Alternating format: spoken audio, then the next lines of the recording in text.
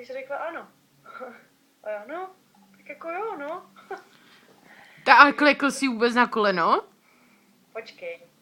Takže jakože jsme začali řešit ta papíry a už jsme věděli, kam to směřuje, aniž by se mě v podstatě, aniž by měl tu ruku požádal. No. No a pak, že jo, já jsem věděla, že ten prstínek má. Jinak to teďka nahrávám pro Kamil, jo? Teďka ona ukládá malý. Dívej, hajzl malý. Ona ukládá malý zahase, když si mimo mají návštěvu, takže ne to. Takže se nepřidělá. No tak povídej. No, takže už to byla taková otázka, že se začala se mnou si ze mě dělat prdel. Pořád se mě ptal, jestli jsem prstínek našla. Protože No. já jsem mu v té posteli říkala, a ty si myslíš, že jsem úplně blbá, že jsem si jako nedala 2 a 2 dohromady? On prý, jak to myslíš? A teď jsem mu říkala to, co tobě. Ty narážky a pak ten bahrajn, ten prstínek a ten iPad a on prý se mě pojel, ty si děláš prdel, že to jako všechno takhle si poskládá. Říkám, no ne. Prý, nekecej, ty jsi to viděla tu fotku? Říkám, no ne, neviděla, prostě vážně jsem ji neviděla. No a pak teda jsem ho tak jako vyjebával, dělal si ze mě prostě prdel, protože já jsem věděla, že mě požádal tu ruku a nevěděla jsem kdy, jak, No. nic. No a protože pak jsme měli do těch Čech, že od 16. tak já jsem začala jít trochu vyšilovat, protože říkám, tyhle, musím to doma oznámit, nevím jak, mamka bude hrotit, protože se budeme brát v Americe, No. nevím, jestli tam bude moct být a prostě začala to. A teď on začal řešit taky, jestli teda mě jestli mám přijet do Čech už s prstínkem na ruce, nebo jestli jim to jenom říct bez prstínku, nebo jim to neříkat, říct jim to někdy po telefonu, prostě úplně A nakonec, já jsem očekával, že to udělám na moje narozeniny. A tak nějak chtěla pardon, že na moje narozeniny zapomněl. Respektive nezapomněl, ale spletl si datum. Místo 10. listopadu měl zafixovaný 10. prosince. A noc předtím 9. se mě, nevím jak jsme na to nalezli na to téma, prý, ty jsi 10. prosince, ne? A jsem se tak na něho podívala, protože jsem nevěděla, jestli se mi dělá prdel. No. Protože ten den byl jako ten den mých narozenin. Ale jsem nevěděla, jestli jako mě nějak napíná, nebo mě prostě vodí za nos, že jakože třeba něco pro mě má nachystaný a prostě nechce, abych měla nějaký podezření.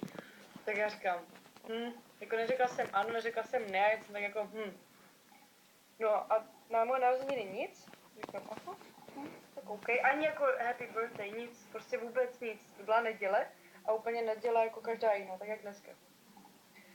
Ale jsem mu nic neřekla. No a pak mi vlastně o 2 dny později 12. Jo, Kamil, vidíš ten prstínek, jak tam mandel to? Podívej, pojď sem blíž, Andel. Jo, vidíš, jak machruje, že? Dobrý. Mám malinko. No. No a pak vlastně, to bylo 2 dny potom, jsme se najedli a on šel ven, už jsme měli crab legs. Crab legs.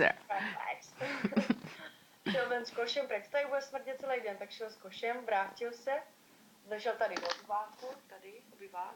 Tam, počkej, no tam je tmavý, no. Dobrý, no. No, do obyváku. Dobrý.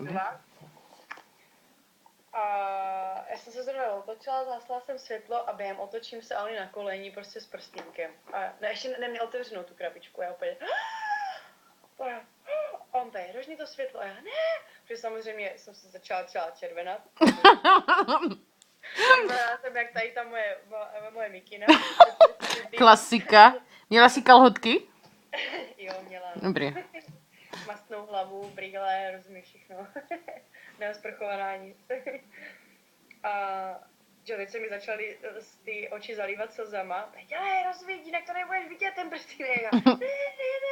Tak jsem rozsvítila, zase jsem zatočila, jsem zhasla, jsem se tam prostě asi, nevím, chvilku jsme se dohadovali o světle.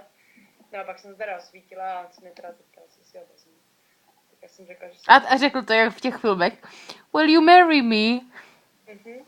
Jo. A řekla si co? Byla jsi takhle. A on pak ví, a tak co je to, znamená to yes? Nebo co? Ne, já jsem řekla, of course I will. Of course I will. Oh. A pak jsem asi 10 minut brečela.